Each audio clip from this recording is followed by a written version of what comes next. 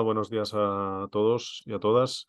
Hoy tenemos una nueva sesión de Pensaments, las sesiones más o menos mensuales que hacemos desde END con expertos de diferentes ámbitos. Y hoy tenemos el gusto de contar con Eusebio Martínez de la Casa. Eusebio es fundador y presidente de Recircula. Recircula, como muchos de vosotros ya sabéis, es una plataforma impulsada por un grupo de profesionales comprometidos con la implantación efectiva de un modelo de economía circular que contribuye al desarrollo económico sostenible, a la creación de empleo y a la protección del medio ambiente. Eusebio es consultor experto en estrategias de sustentabilidad y particularmente aquellas estrategias vinculadas a economía circular, y es un gran conocedor del sector de la producción y distribución y en particular del uso que se hace en este ámbito de los envases, tema del cual nos hablará hoy. Ha analizado aspectos como la posibilidad de implantar sistemas de depósito, devolución y retorno, el potencial de la reutilización de envases y muchas otras cuestiones vinculadas. Además, Eusebio hace un seguimiento, y desde Recircula, pues, se hace un seguimiento detenido de los procesos legislativos vinculados a estas cuestiones, y en particular hoy pues, nos hablará de uno de los temas más candentes, que es del nuevo Reglamento Europeo de Residuos de envases y residuos de envases, que está en fase de aprobación. Entonces creo que sin más, Eusebio, te paso la palabra. Tienes aproximadamente 35 o 40 minutos para exponernos las principales novedades y desafíos de este nuevo reglamento, y luego tendremos unos 20 minutos para preguntas, comentarios. Gracias y cuando quieras. Pues nada, muchas gracias Ignacio, muchas gracias Sainz. Creo que es una de las consultoras punteras en materia de economía circular de residuos en nuestro país y por tanto, pues con toda humildad voy a intentar abordar un tema de candente actualidad, que es el asunto de los meses y de las nuevas regulaciones, los desafíos que trae. Sí. Perfecto.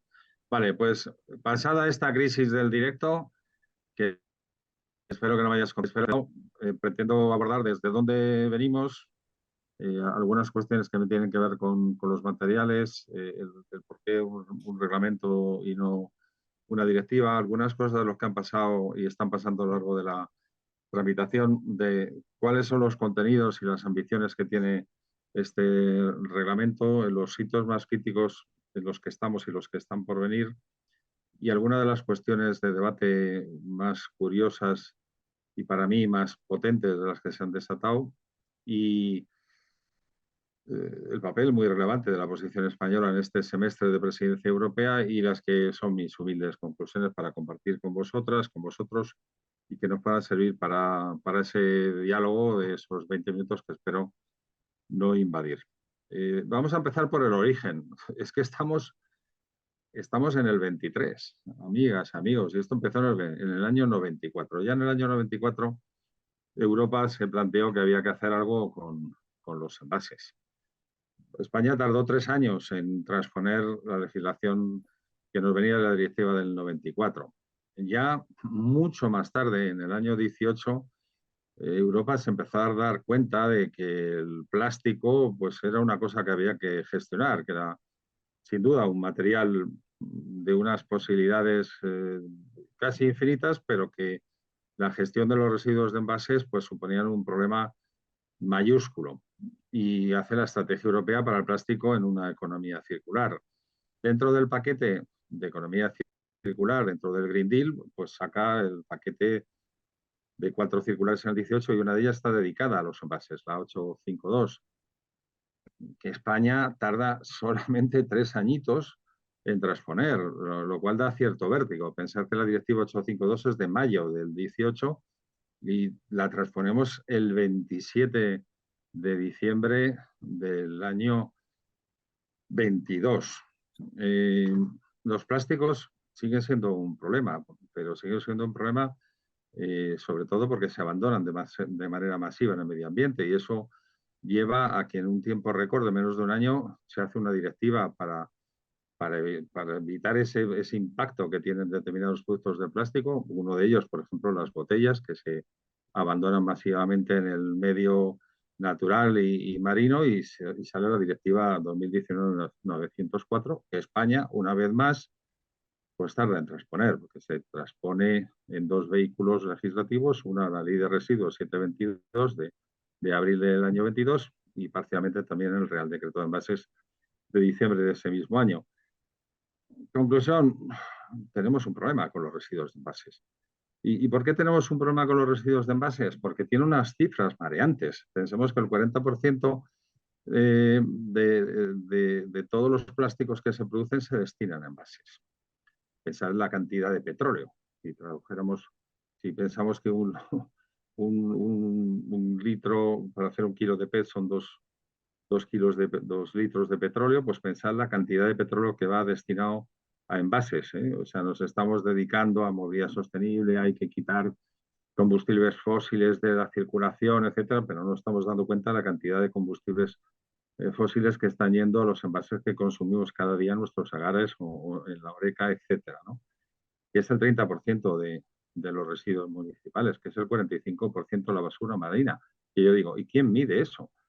Si la mayoría de los envases ya no están en la superficie del mar, no están ni siquiera en la columna marina, y es que se han ido a las fosas marinas, es decir, 45 es una pobre estimación, seguramente hay muchísimo más de envases. Pero es que el último dato, es un dato que nos ha dado además recientemente el presidente de la Comisión de Medio Ambiente del Parlamento Europeo, es que generamos 180 kilos de envases al año, cada europeo. Pensar eso en el volumen. Estos son materiales de una densidad bajísima, lo cual quiere decir que estamos generando una cantidad tremenda cuando esto llena vertederos, por ejemplo. Se redujo un poco cuando la pandemia, pero ha salido un artículo. Yo no he podido incorporar todo lo que ha salido en la última semana, pues si no hubiera necesitado 2 horas. Pero es que ha vuelto a repuntar la generación de envases en Europa y de manera alarmante. Y siempre envases de usar y tirar. Si fueran envases reutilizables, no, es que son de usar y tirar. Por tanto, es una necesidad. El reglamento es una necesidad porque tiene que armonizar las medidas nacionales en el envasado. Aquí somos 27, más lo que se importa, porque pensad en todos los envases que vienen de países que no son Estados miembros. Hay que proporcionar un alto nivel de protección al medio ambiente, porque muchos de estos envases se consumen fuera del hogar. Pero es que los que no se consumen fuera del hogar es que acaban en vertederos o en incineradoras. Una gran cantidad. O sea, en España, pensad que 2/3 de los envases están en la fracción resto. Que en España estamos mandando prácticamente 2/3 de nuestros residuos municipales a vertedero y que en España la mitad de los residuos que mandamos a vertedero no se tratan. Si pensamos que un 30% hemos dicho son envases, pues es evidente que a los envases y a los residuos de envases les hemos de dar ese carácter de protección al medio ambiente. El mercado interior es muy importante porque en Europa todos los players siempre exigen que no se pongan barreras y de facto muchas veces para progresar en materia de protección al medio ambiente es un problema, es que no me dejas vender allí, es que no me dejas vender aquí y los operadores económicos pues suelen poner dificultades. Y por último, evitar la producción de residuos de envases para garantizar que se cumplen todos los sistemas de responsabilidad ampliada del productor. Porque pensad que es que decir que es que antes de 2000, que ahora en 2024 tiene que haber sistemas RAP, que no sé si sabéis que los envases comerciales, los envases industriales están sin RAP. Es que todos los envases comerciales que se consumen en la Horeca, por ejemplo, un bote de tomate frito que yo consumo en mi casa de 1/4 de kilo, tiene RAP y paga punto verde. Pero esa misma marca, cuando lo pone en un bar en un formato de 2 kilos, no tiene RAP. De eso no se hace cargo nadie. El productor está exento de pagar el coste que producen las externalidades negativas de ese envase. Pues desde el año 94, que fue la directiva, ahora, en el 24, van a tener que hacerse cargo de esa responsabilidad del productor. O sea, como veis, la Unión Europea no siempre es ni eficaz ni rápida en esta materia, ¿no? ¿Por qué reglamento y no directiva? Hombre, porque las directivas tienen dos problemas. La primera, una lenta transposición. Ya estamos viendo que en España siempre son 3 años. La segunda, porque permiten una segunda ronda de lobby. Hombre, lo que no consigo como grupo de interés o como compañía, dándole la lata a los rapporteurs, que son los ponentes de las leyes o de los informes, o a los shadow rapporteurs, que son los que de cada grupo parlamentario, los 7 que hay allí en Bruselas, pues cuando ya ha venido el texto aquí, pues intento que en la transposición a ver si consigo algún cambio. Ah, pero decís, no, Eusebio, pero hay un mecanismo para eso, porque luego hay un organismo que se llama el TRIS, que es el que vigila la correcta transposición. Y luego ya, pues, ya se ocuparán de que los Estados miembros hagan esa correcta transposición. Bueno, pues es que se ha dado cuenta Europa de que el TRIS no está funcionando eficazmente. Porque a pesar de que hay un standstill period, es decir, hay un proceso de paralización de la norma, es decir, se hace la transposición de la directiva, pero no se transpone al ordenamiento jurídico del Estado miembro hasta que el TRIS no hace su trabajo, no manda las recomendaciones, porque además eso es un proceso donde el TRIS manda a los Estados miembros, es decir, es un trabajo de filtrado, pero la realidad es que se han dado cuenta que no siempre la transposición es garantía de que se transpone la norma europea de la manera correcta, porque a veces se juega hasta con la traducción. Entonces dice, no, vamos a hacer un reglamento, porque eso tiene dos ventajas. Eso es de aplicación directa en todos los Estados miembros el día después. Y segundo, pues no jugamos con segunda ronda de lobby. ¿Qué problema ha tenido esto? Pues que aquí el primero que ha sido que el Consejo ha dicho, bueno, es que esto que habéis hecho en la comisión no es un reglamento, porque habéis dejado cosas abiertas a interpretación. Técnicamente, jurídicamente, la arquitectura tenía sentido, pero no habéis sido finos, no habéis hecho un buen trabajo. Y luego ha habido algunos países, es el caso de Italia, que ha dicho, yo no quiero un reglamento, a mí no me imponga su reglamento. Yo quiero probablemente ir más allá. El caso de Francia, lo digo más adelante, Francia también quiere ir más allá. Normalmente se puede ir ultravires en legislación ambiental. Yo puedo ir más allá como Estado miembro. Yo como comunidad autónoma puedo ir, como Cataluña, puedo ir más allá de lo que diga el Estado español. En materia de salud pública, en materia de medio ambiente, la legislación puede ir más allá de la norma básica. Esto pasó en Francia con la prohibición de las redecillas, de las bolsas estas de plástico para frutas y verduras, que la directiva no decía que se prohibieran y Francia les prohibió. Entonces, ¿qué hacen los operadores económicos? Les llevan a los tribunales y dicen, oye, es que la directiva no dice que lo puedas prohibir. Y el Estado dice, no, la directiva no lo dice, pero como yo soy un país soberano y estoy protegiendo a mi medio ambiente o a la salud de mis ciudadanos, voy más allá y lo prohíbo. Entonces, que sepáis que aquí ya ha habido controversia con el hecho de que sea un reglamento. Y luego esto del trílogo, que la gente, pues lo que piensa que es una palabra rara, es que aquí se tienen que poner 3 instituciones de acuerdo para aprobar finalmente la norma. La Comisión Europea, que es la que hace la propuesta legislativa, el Parlamento, que al final no deja de ser la Cámara, un poco mal comparado con nuestro ordenamiento. La Comisión es el Gobierno, el Parlamento es el Congreso y el Consejo sería un poco el Senado, porque al final son los países. Y luego por medio, pues hay que pedirle opinión al Consejo, al Comité Europeo de las Regiones, a una especie de Consejo Económico y Social.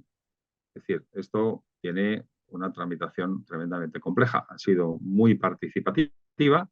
Estamos hablando de 1.800 puntos de contacto, más de 950 personas, 250 organizaciones. Imaginaos la de position papers, la de documentos, la cantidad de información que ha llegado durante todo este proceso, reuniones de todo tipo. Finalmente, de todo eso se hace una digestión, se hace un papel y se manda, lógicamente, a las instituciones del Parlamento Europeo, la presidencia, con el resumen de todo eso, para que tengan en cuenta diríamos, con un bottom-up, todo eso que ha venido desde la sociedad civil y los stakeholders económicos, ¿no? ¿Cuál es el contenido del reglamento? En los artículos 6 y 9, evitar la generación, porque finalmente está basado, ¿no? Y no puede ser de otra manera, en la jerarquía de residuos que ya nos marcaba la directiva de 2008. En el artículo 7, el uso de plásticos reciclados. Luego me detendré sobre el artículo 7, porque para mí es de las cuestiones más polémicas en materia de envases que se debe de abordar con mucha decisión.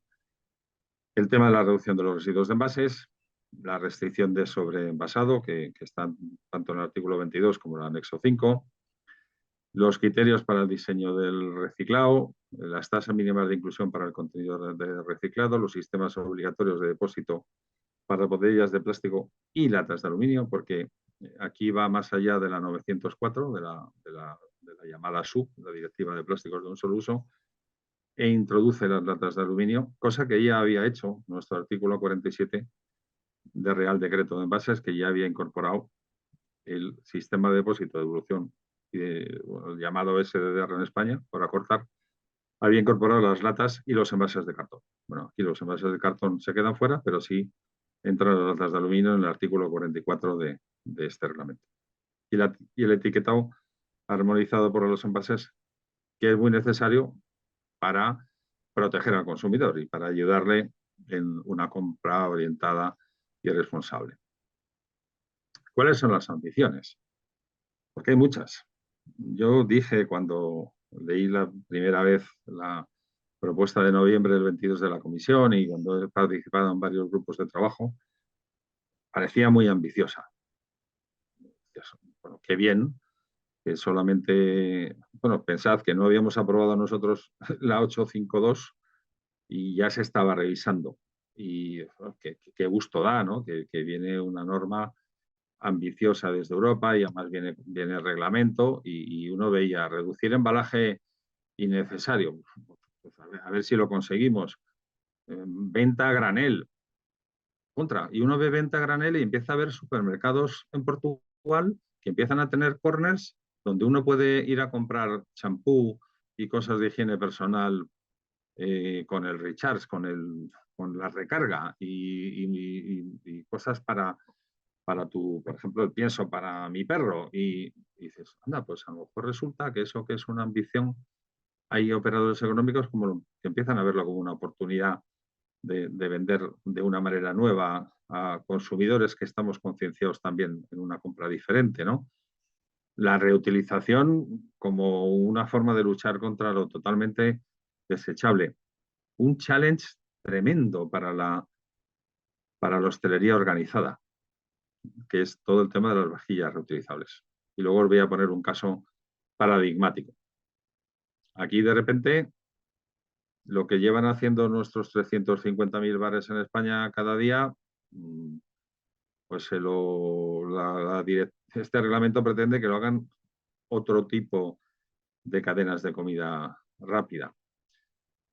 Con la revisión reciente del REACH, de este reglamento que de todos los componentes químicos,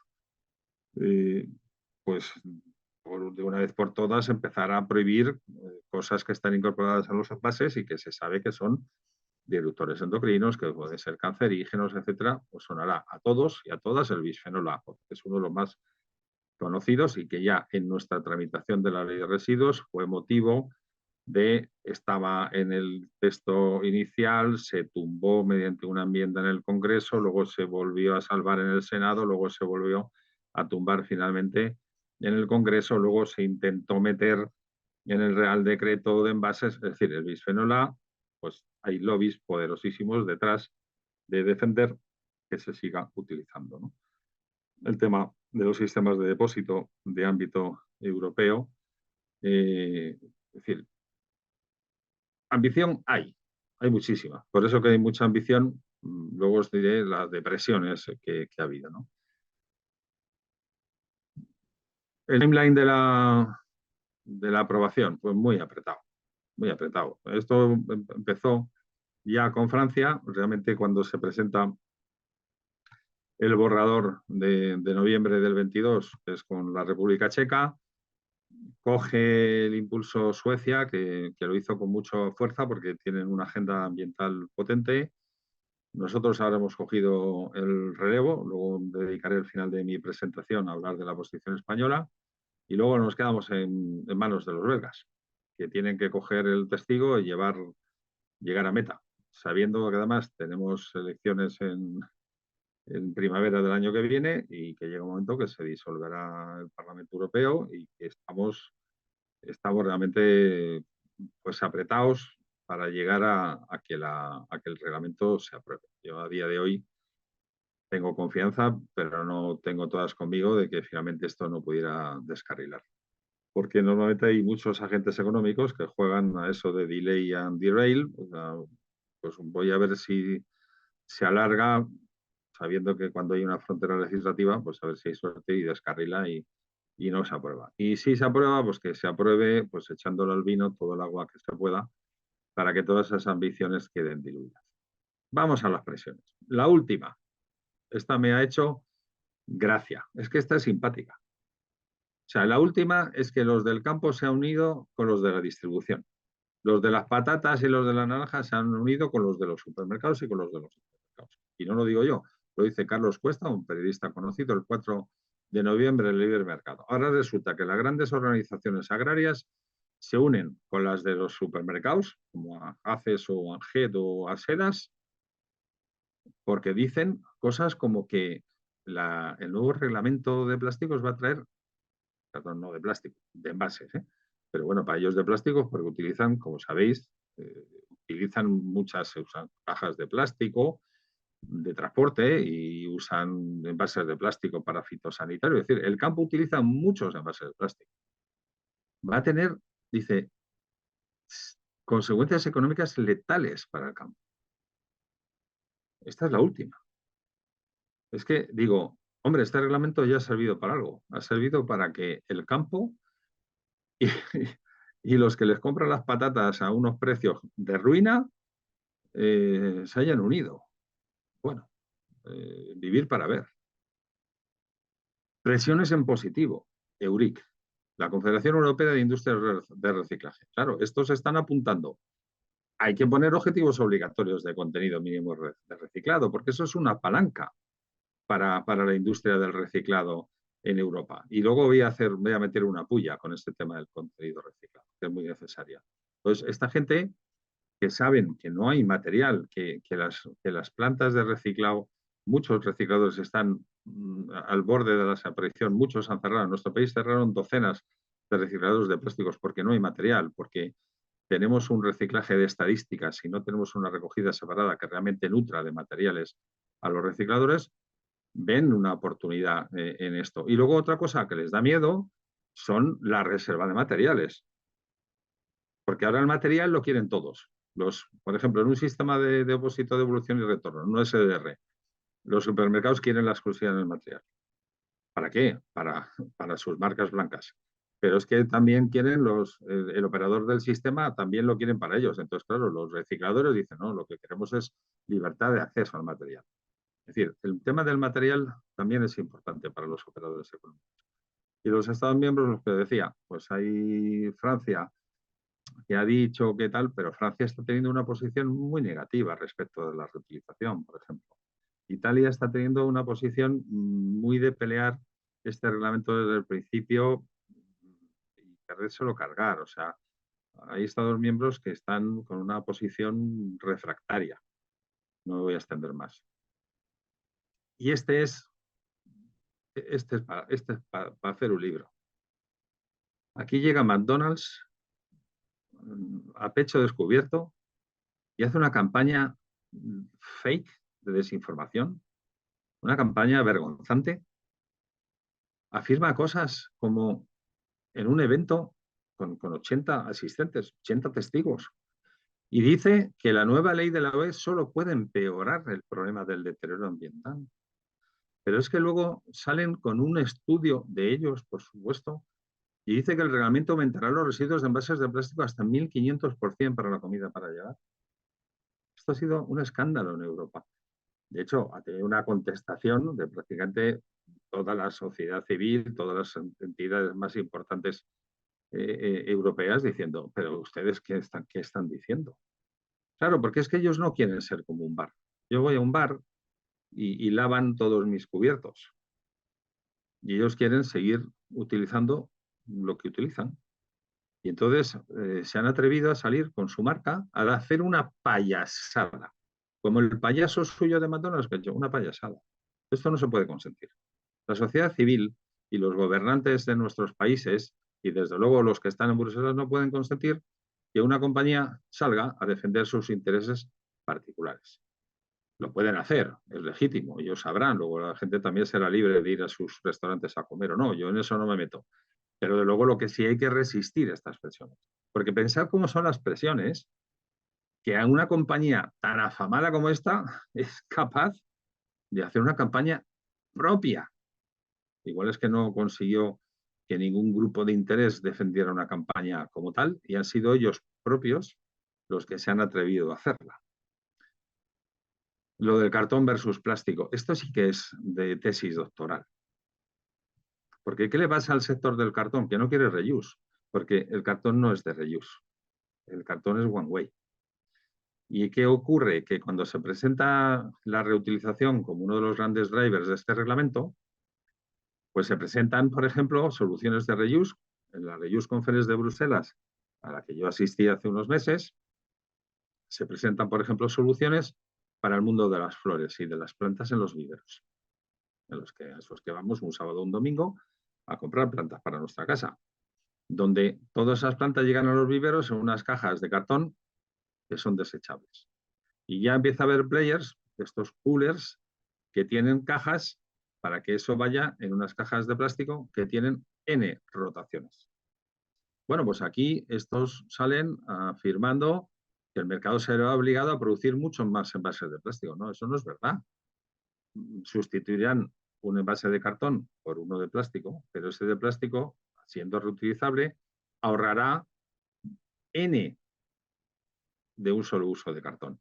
Y entonces vemos aquí una información, entre comillas, del CEO de Smurfit Kappa para España, Portugal y Marruecos, que dice, cuando hablamos de reutilización obligatoria debemos tener en cuenta que el cartón es un material totalmente renovable, completamente reciclable y biodegradable que se adapta menos a la reutilización. Claro que se adapta menos a la reutilización. Pero es que esto no va de defender materiales, esto no va de que hemos demonizado el plástico para sustituir el plástico de usar y tirar por el cartón de usar y tirar. Esto lo que se va es de sustituir el usar y tirar por el reutilizar, por cumplir la jerarquía. Y es que llevamos así desde el año 94 y vamos a empezar el año 2024. Y de verdad que de las luchas más fuertes que se están viendo es el tema del sector del cartón. De las más, ya veremos cómo acaba finalmente el texto articulado del reglamento. Alianzas en positivo. Estas son las que a mí me gustan, las que apartan conocimiento por el interés general. Y cuando vemos, nosotros tuvimos, yo creo que el honor y el gustazo de estar en este position paper, pues compartiendo con gente como el European Environmental Bureau, ACR Plus, que son las ciudades para el reciclaje de Europa, que además presidió muchos años el exdirector general de la Agencia de Residuos de Cataluña, o Zero Waste Europe, o Ellen MacArthur Foundation. Esa es gente con fundamentos, esa es gente con valores. Pero hay gente técnicamente muy potente. Ahí está INPLAS. Ese es el centro tecnológico del plástico español. Estos saben mucho. O sea, esa es gente buena, esa es gente que sabe de lo que habla. O sea, si miráis ahí los logos que hay, pues seguro que conoceréis a mucha gente que tiene conocimiento y que aporta. Hay que ayudar también a las instituciones con conocimiento, no con desinformación. Y luego vamos a ver lo que piensa el presidente de la Comisión del Parlamento sobre la desinformación. Entonces aquí, ¿qué se les intentaba decir? Cuidado con el reuse, porque el reuse tiene muchas trampitas también. El reuse, puedes hacer un reuse fake para que parezca que hemos legislado el reuse y no hacemos nada. Primero vamos a definir bien ¿Qué es eso del reuse? Porque hay gente que quiere que el reuse se contabilice como reciclado. Entonces haces un reuse de una sola vez, ya se dice que eso es reutilizable, ya lo contabilizas como reciclado y ya hacemos ahí una trampita. Entonces, criterios de alto rendimiento, responsabilidad compartida de la cadena de valor, el ser más ambicioso para alcanzar el éxito, el esfuerzo para la mejora continua, el papel clave de la recarga, porque la recarga es muy importante y no hay nada de recarga. El refill tiene mucho que ver con la reutilización y no hay prácticamente refill. No vemos puntos de venta de refill ni dentro de los supermercados ni en comercio de proximidad, y eso se ha de potenciar. Y luego todo el tema de definiciones, criterios y métricas claros en la reutilización, porque lo que nos mata en todo el tema de los residuos son las métricas. Hay pocas métricas y las que hay suelen ser métricas gobernadas por los que forman parte del problema. Mientras los que dan las métricas son los que están en el problema, iremos mal. No podremos corregir porque los que causan el problema son los que luego nos dan los datos y nos suelen engañar. Muchas veces con la complicidad de las administraciones públicas. Hitos. Desde el día 30 de noviembre que se presenta el borrador que está dentro de este marco del Green Deal y donde el gran objetivo, estamos todavía desde el año 94, es que los envases sean reutilizables o reciclables en 2030, que seguimos todavía por ahí, echad la cuenta de cuántos, ya no años, décadas llevamos con esto. Pues se ha producido un hito importante el día 24 de octubre, y es que el 24 de octubre el trabajo que ha hecho Frédéric Ries, que es la eurodiputada que ha sido ponente y ha llevado sobre sus espaldas y ha llevado a los compromise amendments a la votación del ENVI, que es uno de los hitos que hemos visto en el timeline el 24 de octubre, que se han aprobado todos. Yo no he querido opinar sobre si eso era bueno o malo. He visto lo que ha dicho Zero Waste Europe, lo que han dicho varios agentes, lo que ha dicho la EB, pero me interesaba qué dice Pascal Canfin, qué dice el presidente de la comisión. Pues dice, hemos votado a favor de nuevas normas de juego para una industria que genera un volumen de negocios de 335.000 millones. ¿A que ya os suena a que esto despierta mucho interés? ¿A que ahora entendéis las presiones? ¿A que ahora entendéis las campañas? ¿A que ahora entendéis la inundación de position paper que son 355.000 millones de euros en Europa? Y también entendéis que es una industria que es muy interesante para proteger, para potenciar, para impulsar. Y dice, una primera victoria en esta batalla política que ha liderado los debates en Bruselas durante muchos meses.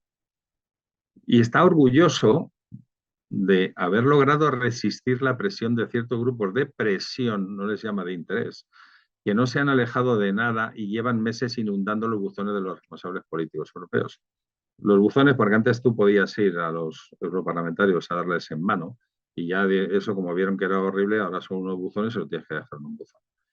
Para los industriales, esos que no han dudado en difundir información falsa durante un año, como lo denuncié en este foro hace unos días en Liberación, hemos logrado ganarles.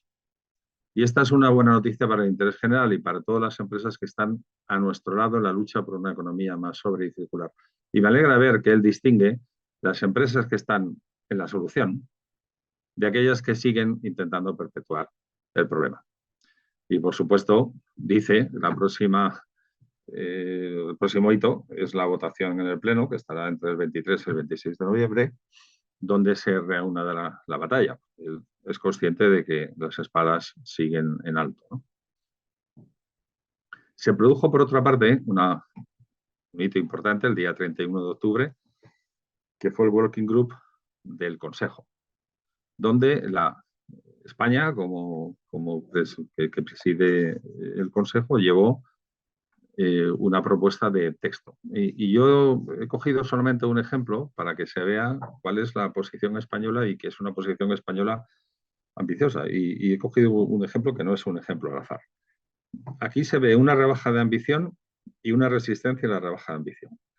Básicamente, el artículo 44, que es el que regula el sistema de depósito, pues viene a decir que si en el año 29 los países que no hayan llegado al 90% de recogidas separadas de botellas de plástico o de metal hasta 3 litros, de 0,1 a 3 litros, tienen que implantar sí o sí un sistema de depósito, devolución y retorno. Pero ya empezaron con una exención. Bueno, pero si yo consigo los objetivos de recogida separada del artículo 43, entonces quedo exento de eso. Pues ya, además de eso, ya empezaron bueno, ya el 90 no, venga, ya el 85. Entonces España, yo creo que con buen criterio, dice, oye, si ahora resulta que os habéis puesto de acuerdo en el 90 para los años 26-27, pues yo os rebajo y os anticipo la fecha para el 24-25, porque es una manera de que no puedan cumplir. Claro, porque si ellos rebajan el objetivo, le tienes que anticipar la fecha, porque es una manera, porque es que si no, otra vez empezamos a hacer trampas y nada cambia. Y nos vamos al año 29 y seguimos pues con la misma realidad y además no hemos implantado modelos complementarios que nos permitan cumplir. Entonces, esto es simplemente para que os hagáis idea de cuál está siendo la posición española y ahora os daré un par de ejemplos más. La presidencia española también ve en este semestre cuál va a ser el futuro de la década que tenemos y cuáles son las vulnerabilidades estratégicas concretas, cuáles tenemos que abordar en cuestiones de competitividad, de cohesión, de valores económicos. Y se fija mucho en la economía circular. Y hay un capítulo dentro del Resilient EU 2030, el fomento de la circularidad en la economía y la sociedad, que os animo a que leáis porque yo creo que en general todo el documento es muy interesante, pero este capítulo, a los que nos gusta la economía circular, creo que está bastante bien apuntado. Y dentro de esta parte que es dedicado más a la economía circular y a un consumo inteligente, responsable, pues ahí hay un paquete de medidas, la ID pública orientada al ecodiseño y al reciclaje.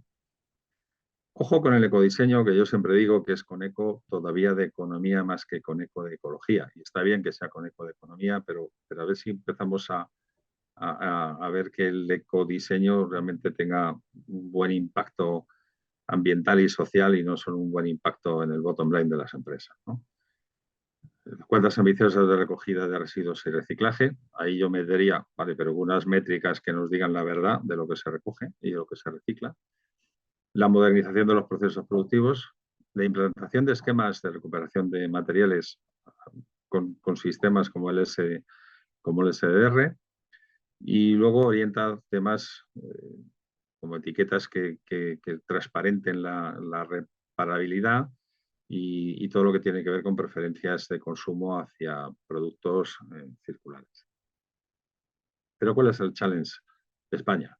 Pues alcanzar el General Agreement. El General Agreement es la posición común de los 27 Estados miembros. Esto no es fácil.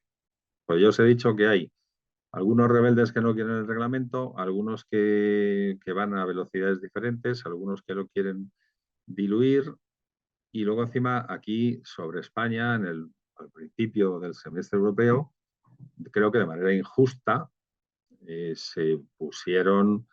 Bueno, yo creo que había comentarios de que España, pues que no tenía demasiado interés en este reglamento. Luego ya encima, cuando se convocaron elecciones, pues ya lo imaginamos, ¿no? Después de julio, que si España iba a estar concentrada en las elecciones y que si no iba a poner demasiado interés y demasiado esfuerzo. Yo os digo, a nivel personal, en mis conversaciones con el ministerio se está dejando la piel en este tema.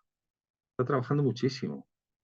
Y además creo que la posición española, lo que más allá de que sabéis que España al presidir tiene obligación de cierta neutralidad, por eso todos los grupos de interés que se acercan al ministerio para intentar influir y que España lleve determinadas cuestiones, pues les dice de manera refractaria, oye, que nosotros no podemos, que tenemos que ser neutrales. Pero España lo que está llevando son cosas para, desde luego, retener las ambiciones que ya tenía el reglamento y está haciendo un trabajo de conseguir la posición común y me consta que ellos van a llegar al hito que tienen que llegar en diciembre con la posición común. Entonces, yo rompo una lanza por el trabajo que está haciendo el equipo del ministerio. Yo no me meto en la cuestión política, yo no estoy hablando aquí de política, estoy hablando del equipo del ministerio, tanto los que están en Madrid como los que están en Bruselas, que está haciendo un trabajo encomiable que quiero aprovechar para poner en valor hoy porque creo que es de justicia y sobre todo para contraponer, yo creo que cosas que se oyeron que no corresponden a la verdad. Mis conclusiones. El SDR ya no es la gran controversia en Europa, ya hay 15 países europeos recorriendo el camino para su implantación, algunas de ellas empiezan recientemente, pues a final de año, por ejemplo, en Rumanía, donde van a pasar de una tasa de recogida de botellas de plástico del 9% al 90% gracias al sistema de depósito. Y la nueva resistencia de algunos stakeholders es la reutilización, una resistencia muy potente. Que el riesgo que tenemos, según quede finalmente el reglamento, es de sustituir el plástico por el cartón dentro de perpetuar un cierto modelo lineal de usar y tirar. Que los objetivos vinculantes del contenido reciclado son determinantes para avanzar en el modelo circular. Y hay stop greenwashing. A ver qué pasa con la directiva de greenwashing. Ayer salió un artículo muy interesante de que la OCU y varias organizaciones de consumidores europeos han denunciado a los fabricantes de agua por el etiquetado de las botellas de agua. Y aquí me quiero detener en el artículo 7 del reglamento, que viene a ser como el artículo 7 de la SUP, que nos decía que había que tener un 25% de contenido reciclado en las botellas de PET. Bueno, ahora se eleva al 30 en el año 2030 y al 40 en 2040. Pero eso es una broma. Os voy a poner un ejercicio práctico, voluntario, ¿eh? Este fin de semana os vais a un supermercado, el que os parezca, y vais al lineal de bebidas y os hacéis una foto, os apuntáis cuántas botellas de bebidas dicen estar hechas 100% de plástico reciclado. Algunas han perfeccionado la fórmula. Por ejemplo, las de Pepsi Max dicen que la botella está hecha 100% de material reciclado, que la etiqueta no y el tampón tampoco. Porque así le dan más verosimilitud y aparece que es que... Yo os digo una cosa, si alguien que me consta, porque tengo un informe de ANEAVE que dice el RPET que hay en España, es que conozco el mercado de RPET, es que conozco los players del RPET, es que me sé la cuestión. Entonces, si alguien que sé que no puede tener, que es imposible que cumpla el 25, me dice que tiene el 100, ¿cómo me puedo creer la composición de lo que me bebo? ¿Cómo me puede decir que si me dice que es que tiene no sé qué porcentaje de azúcar, me está cumpliendo la legislación en materia sanitaria, por ejemplo, de azúcar para que sea una bebida considerada de no sé qué tipo? Yo ya no me quedo nada, que es una cuestión de salud pública. Entonces, mientras no se ponga, porque nuestro Real Decreto de Envases tiene un artículo dedicado y además un anexo dedicado a que llega un punto donde solo se podrán poner en las etiquetas cosas de este tenor si se pueden acreditar mediante institutos externos independientes. Pero es que ahora, si os dais cuenta, ¿para qué poner un 25, ni un 35, ni un 75? Si todos ponen un 100, de verdad, este fin de semana o esta tarde, os vais a un supermercado. Da igual si son de agua, de cola o de lo que sea. Es que todos ya están 100% hechas de plástico reciclado. Pero es que este bolígrafo, que es un pilot, este también está hecho de RPET, pero este ya dice que un porcentaje más son botellas pescadas en el mar. O sea, por esto greenwashing, vamos a ver si esto se regula. En España hemos tenido un Ministerio de Consumo durante 4 años que no se ha metido en este tema, el MITER no se está metiendo en este tema. Aplaudo que la sociedad civil, muy tarde, pero que la OCU y otras se empiecen a meter en este tema. Hay que parar el que los fabricantes puedan etiquetar que los envases están hechos de plástico reciclado, porque además eso lleva a un consumo irresponsable, porque eso hace pensar a la gente que eso es casi un envase reutilizable, porque eso te hace pensar que eso es de botella a botella. Eso es, bueno, yo uso y desecho, pero con esa botella me han hecho otra. Eusebio, un minuto. Ya termino. Un minuto, fíjate, es que lo voy a cuadrar, Ignacio. Te lo he dicho que lo iba a cuadrar y casi que lo voy a cuadrar. ¿El reglamento es necesario? Necesario no. Lo siguiente. Las tensiones son altas, van a seguir siendo muy altas. La legislatura es cada vez más corta.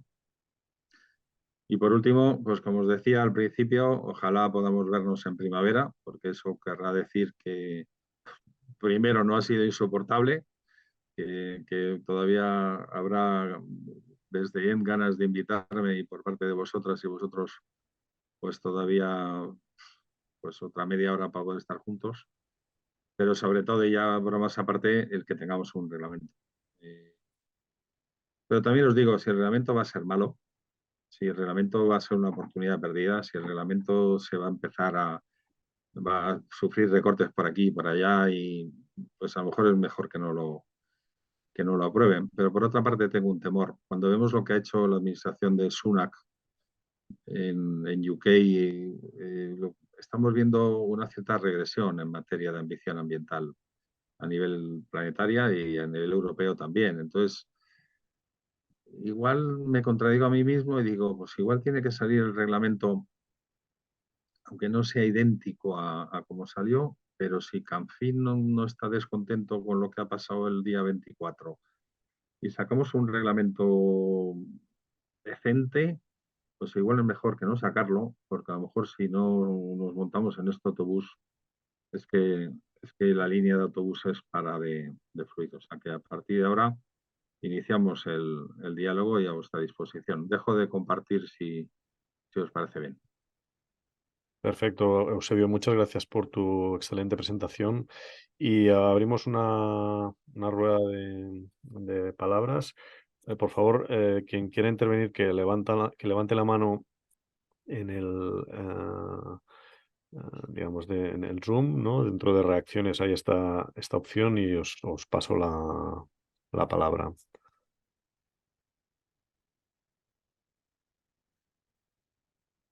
Vale, Verónica Martínez.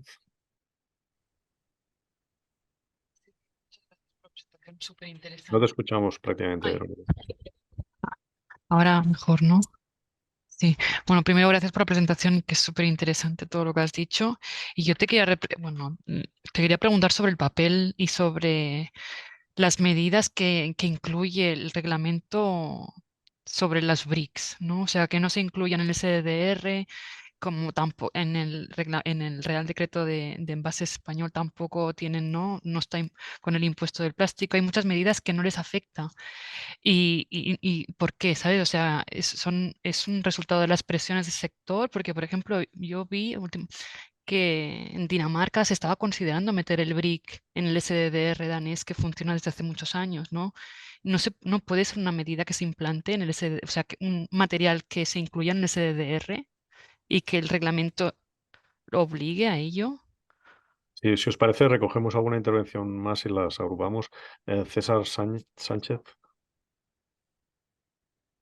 Hola, buenos días. Pues agradezco, Eusebio, la explicación. Creo que a muchos nos ha ayudado bastante. Me ha gustado especialmente el approach de hacer la referencia desde el 94 y que esto no es nuevo, que llevamos mucho tiempo. Y eso me hace pensar, ¿no? Que estamos viendo, ¿no? Pues que la Comisión está multando a muchos Estados miembros por tema de vertederos, por tema... Ahora, hemos visto, por ejemplo, España tampoco cumplió los objetivos 2020. O sea, que vamos haciendo legislación tras legislación, pero no sé si el reglamento incluye algo de qué pasa si no se cumplen los objetivos o si crees que esto es necesario para que de una vez por todas, pues todo lo que se pone en el papel, pues tenga una traslación real, ¿no? a, a nuestro día a día y a que las cosas cambien y cambien para bien. Pues quería hacer un poco esa pregunta reflexión, si hay parte de sanciones o de qué pasa si se incumplen los objetivos, porque llevamos mucho tiempo incumpliendo objetivos y no sé si realmente están pasando muchas cosas. Gracias. Gracias. Finalmente, recogemos la pregunta de Gemma Manuales y ya te paso la palabra, Eusebio. Hola, gracias por la presentación muy interesante y ver todos los intríngulis y ver todo el recorrido. Yo, bueno, básicamente quería intentar que nos pudieras explicar cómo se traslada toda esta nueva normativa a nivel local, qué afectaciones tendrá especialmente en el tema de cambio de modelo y la cobertura de costes, que en principio tendría que ser global, ¿no? Para los scraps. Básicamente porque sin el movimiento y los cambios de modelo y la cobertura de costes de los envases, tanto en todas las fracciones en el littering, aquí no tampoco mejoramos, por mucho que haya normativa europea y que tengamos nuevos scraps. Eusebio, si puedes dar respuestas breves, a lo mejor nos da tiempo para hacer alguna intervención más. Bueno, el BRIC, Verónica, nosotros tenemos el orgullo, junto con otras entidades de la sociedad civil con las que colaboramos mucho, de haber llevado haber intentado llevar a la ley de residuos el tema del BRIC y no nos hicieron caso. No nos hicieron caso. Presentamos unas alegaciones, nosotros no, pero sí lo hicimos a través de partidos políticos donde explicábamos bastante bien el racional y los economics para los BRIC y no nos hicieron caso. Pero yo me reuní con el MITER para hablar del artículo 47, dedicado al sistema de depósito para envases de un solo uso. No solamente yo, con otras entidades, algunas entidades de la sociedad civil. Retorna estaba en esa reunión también. Y el Ministerio escuchó mucho. Y el Ministerio metió los envases de cartón en el artículo 47. Creo que fuimos el primer país que tiene legislado esos envases que no le pueden llamar BRIC, porque al final es una forma de decirlo porque viene de los Tetra Pak, que somos el único país que le llamamos los Tetra BRIC, pero nosotros los tenemos metidos en el sistema. ¿Sabes por qué no los tiene nadie? Te voy a explicar por qué. Es una cuestión económica. En los sistemas de depósito los materiales tienen un alto valor y los materiales son los que de alguna manera contribuyen al modelo económico. En un sistema de depósito, por una parte, como ingresos tienes el valor de los materiales, el punto verde que pagan los envasadores y los depósitos no redimidos. Se trata de que los depósitos no redimidos sean muy pocos, porque lo que queremos es recuperar el 95% de los envases. Se trata de que el punto verde que pagan los productores sea bajito, porque ellos quieren pagar poco. Entonces, ¿qué les interesa? Recuperar, pues eso, mucho material de mucha calidad. Y el PET está pues, a 800 euros tonelada, el aluminio está a 1.200 tonelada, pero el brick tiene precio negativo, porque el brick no se puede recuperar. Entonces, ¿qué ocurre? Que a los que no tienen envases puestos en el mercado de brick, que solo ponen latas de aluminio y envases de PET, no les interesa que el brick entre en el sistema, porque entonces tienen el coste de recuperar esos brick, pero el brick no vale nada, el brick al revés, tienen que pagar porque se lo recojan. Entonces, a los propios productores no les ha interesado casi nunca que entre el brick, porque de alguna manera les penaliza en las cuentas totales del modelo del sistema de depósito. Nosotros también llevamos el tema del BRIC en la ecomodulación del Real Decreto de Envases, porque la mejor manera de echar al BRIC del sistema es que costara, no sé, 10 céntimos de euro el BRIC. Pero el Tetra BRIC, lo que sí ha hecho en países como Alemania, donde se legisló últimamente el que los zumos entraran en el SDR, que en 2003 no entraron, y el Tetra lo que sí ha conseguido con una labor de lobby y sobre todo una labor de educación social durante décadas, ha sido percibido por la sociedad como un envase muy friendly, muy ambiental. Es increíble porque lo menos reciclable que hay es el envase de tu zumo y de la leche que le das a tu niño. Y entonces, bueno, ¿qué hizo Cabify? Cuando Cabify se peleaba con los taxis, de repente vio que el plástico estaba demonizado y empezó a decir, ya no doy botellas de plástico, ahora doy un Tetra en mis coches, ¿no? Entonces, nosotros lo hemos conseguido, en España está dentro el Tetra, lamentablemente tienes razón, se escapa del reglamento y está muy mal, me parece que está muy mal. De lo que decía César, César, hay países que están jugando a pagar sanciones. Primero, hay leyes que no se cumplen, hay muchos objetivos de reutilización. Los de Navarra de 2018 que ayudamos a meter ahí no se ha cumplido ni uno. Los de la ley de residuos de Valer el de 19 no se ha cumplido ninguno. Los que están en el artículo 8 y 9 del Real Decreto de Envases no se va a cumplir ni uno si la sociedad civil no se pone las pilas. Es decir, los objetivos se ponen no para ser cumplidos, son para ser vendidos, enunciados políticamente y presumir de ellos. Yo soy muy pesimista desde porque me dedico al tema regulatorio desde hace más de una década. Entonces sé que la regulación, la legislación tiene una fase muy dura, que es la de gestación, y luego una vez que se ponen los boletines, parece que ya se ha hecho todo y no, es ahí cuando empieza. Entonces, a pesar de que esto sea un reglamento, bueno, si no se cumple, ¿cuántas? Ahí hay uno que sabe de basura, mucho, mucho más que yo. Un tal Carlos Arribas. Ahora te podría decir, Carlos Arribas, cuántas veces ha incumplido España la directiva de vertederos. Una vez detrás de otra. ¿Y qué pasa con las sanciones? Pero además aquí hay otra cuestión. El Estado miembro, ¿quién paga el Estado la sanción? ¿El Estado miembro o la Coca-Cola o Mercadona? Por poner un nombre de un player de poner el mercado y otro que vende. Es que el tema es ese. ¿A quién le llega? ¿A quién le duele el bolsillo? ¿La sanción la vamos a pagar entre todas y todas como ciudadanos o le va a llegar al productor? Es que el tema de la sanción también es a quien le paga. Porque si yo cuando voy a 160, la multa de 600 euros, ¿la pagas tú o la pago yo? Es distinto. O si la pagan entre todos los que viven en mi pueblo, o no sé, yo eso de las sanciones se me queda un poco diluido. Y luego lo que decía Gemma, claro, tú lo has dicho muy bien, claro. Es que ahora nos pasa ya con la responsabilidad ampliada del productor nueva, la que nos viene de la directiva 851. Es que eso ahora nos pasa, es que ya tenemos una nueva RAP en la fracción resto, que hay gente que ha calculado que puede ser entre 1.700 millones y 2.000 millones de euros, pero ¿eso cómo va a llegar a las arcas de los 8.000 y pico municipios que hay en España? ¿Eso realmente cómo va a llegar? ¿Cómo va a llegar del bolsillo de los productores, que son los que producen ese coste, a las arcas de los ayuntamientos? Que a través del convenio que ahora Ecoembes está ofreciendo a las comunidades autónomas, ese convenio realmente va a garantizar que de los 600 millones ahora del presupuesto de Ecoembes eso va a ir a 2.000 millones. ¿Eso quién lo va a pagar? ¿Cómo se va a pagar? Es una gran pregunta.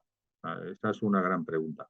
Y ahí hay una diferencia entre nuestro sistema y, por ejemplo, Portugal. Portugal tiene la ERSAR, que vigila todos los flujos económicos de los esquemas RAP. Y eso está todo regulado y están los números de cómo funcionan los scraps con los ayuntamientos.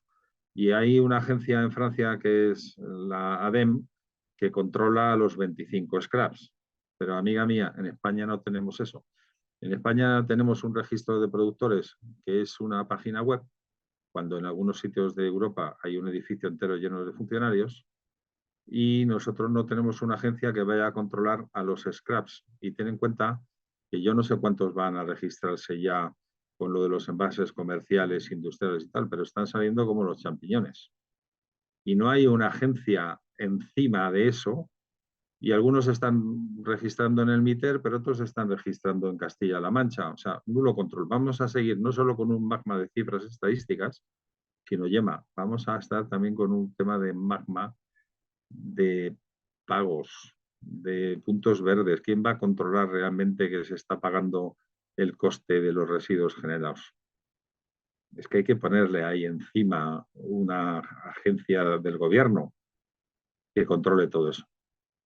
Si no, papel mojado. En mi opinión, como siempre. Lo dije en el ministerio el 9 de marzo cuando me invitaron a participar en una de las 2 mesas redondas, donde, por cierto, en la primera mesa estaban FIAP, representantes de la industria agroalimentaria, y ANGED, representantes de la gran distribución, y se quejaban de que no habían tenido tiempo de poderse adaptar fijaos, a la directiva del 2018, de mayo del 18. Y esto era el 9 de marzo del 23. Pero es que además en mayo se aprobó un texto que llevaban 2 años tramitando la directiva y no les había dado tiempo, pobrecitos míos, a adaptarse a eso. O sea, esto es lo que tenemos. Gracias, Eusebio. Si hay alguna última intervención breve, la podemos Yo por hacer. mi parte tengo tiempo, o sea que si alguien se quiere quedar, yo hasta el cuarto que me tengo que ir al dentista, pues me puedo quedar con vosotros. No sé si hay alguna otra intervención más. Si es el caso, levanta la mano, por favor. Y si no, pues lo dejaríamos aquí. Eusebio, de nuevo, muchas gracias por tu intervención muy clarificadora. Nos quedamos con la propuesta de retomar este diálogo una vez aprobado definitivamente el reglamento. Y nada, muchas gracias a todos por la asistencia. El vídeo estará disponible online a partir de mañana y hasta la próxima.